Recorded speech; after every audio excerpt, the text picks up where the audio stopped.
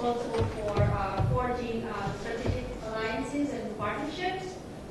And if this was not enough, he is also ultimately responsible for the growth of advertising revenue streams. Marcello has a degree in advertising as well as an MBA from Owen Vanderbilt University in Nashville, Tennessee. He also taught strategic marketing for postgraduate students at ESPN. Right? So it's really a pleasure to have you here, and I'm sure you will enjoy very much this presentation. Thank you. Good morning. She also forgot to mention that I was the last soap opera of Globo in the last chapter. Really, I was there as myself.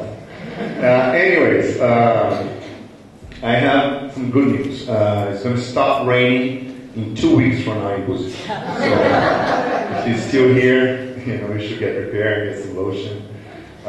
Since I got here in Rio, I shrunk like 3 centimeters. Normally taller than that, but the rain, the humidity makes that happen. I think this group is a very special group because normally I open my sessions, my seminars with this message. I'm sorry, but you are not young anymore. So the reason why I always say that is it makes me feel younger because I'm 30 years old. And normally, when you ask people if you have Twitter, if you have Facebook, if you have any of those incredible ways to communicate, most of the executives, they say, no, I don't have it, no, I don't like it, I don't feel like having it. And I always say, listen, if you really want to survive in this market, if you want to really survive in any industry, you must know how those things work. Just because if you are not 30 anymore, you have to think and you have to act like you were 30 years old. This is where we're trying to get. This is where, especially on television or in the media, we're trying to attract and we're trying to get and understand how the minds work on the younger groups of society that will become us later in 10 years. So today, if you see the habits and the trends when you're watching, when you're getting to be entertained or to learn about something, information, you don't go only to television anymore. People tweet me all the time, like this boy, 18 years old, he's with his phone all the time. He's saying, I'm here, in Buzios, Yeah, exactly. Yeah. So what happens is you are all the time connected, connected to everyone, everywhere. I travel 25 countries every year. I have more than 5 million miles. I tell George Clooney that he made the movie, up there based in my life.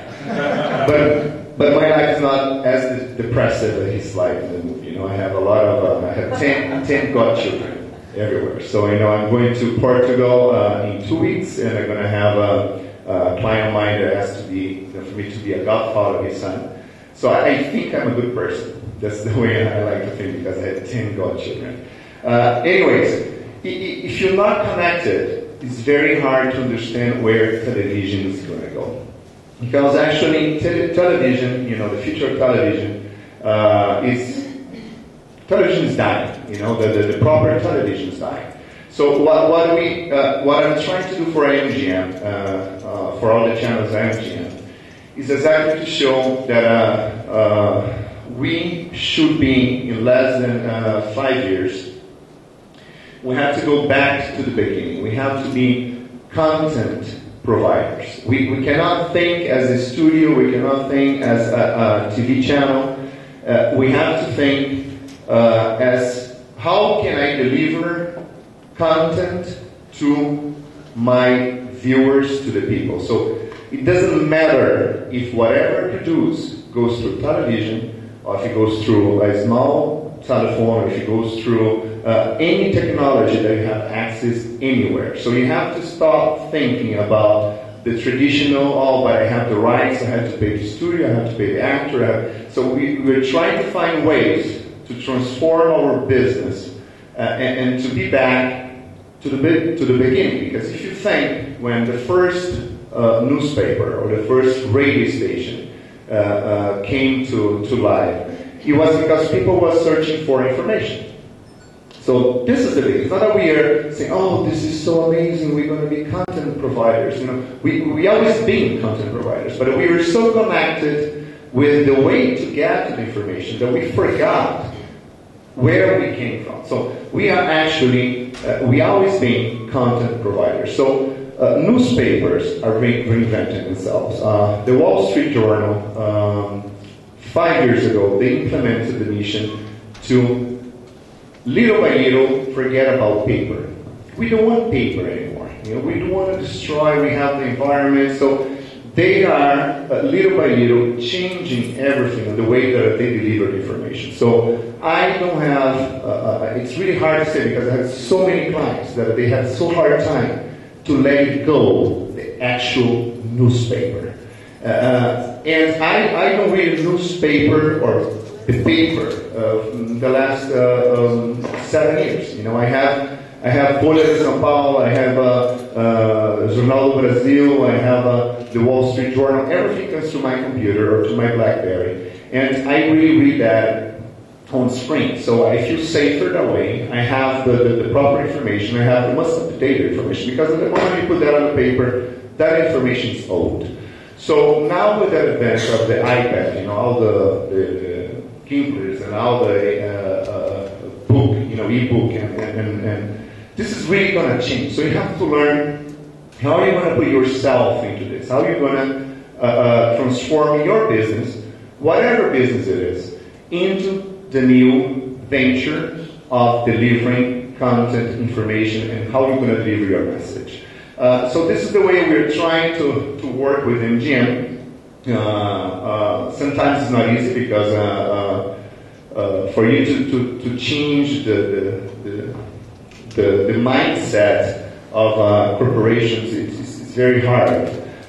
So we're doing little by little by creating out of the box ideas. So again, this is not new. This is you've heard about this like many times, but it's how you're going to really make that happen. And I have a formula that I'm going to show at the end of this presentation that is working really well. It's something that I created back when I was a teacher at the Escola Superior de Propaganda and Marketing in São Paulo many years ago, when I was still 37 years old. I've been 37 years old for 5 years. This is good for you to know. If Caras Magazine, Ola, say Marcelo Couto, Caricela, that's my age and it will stay there. Okay, so this is the way I found to maintain myself very accurate and present, and like so 37 years old. And Botox, always Botox. So you have to have really different ideas. Seriously, I'm laughing right now. Really hard. Why do you think Betty's always asked me to be in the soap operas? I have a beautiful smile. One day, no, seriously, I'm going to stop just to tell this tale. For this 6 years now that I do Botox. And one day, like 2 years ago, I woke up and just one eye open. And I was like, oh, I can't say fuck, no, fuck. We recorded this, we raised that up. Oh, bing, And then I said, okay, did it. So I said, no, I'm not going to do this anymore. I'm not going to poison my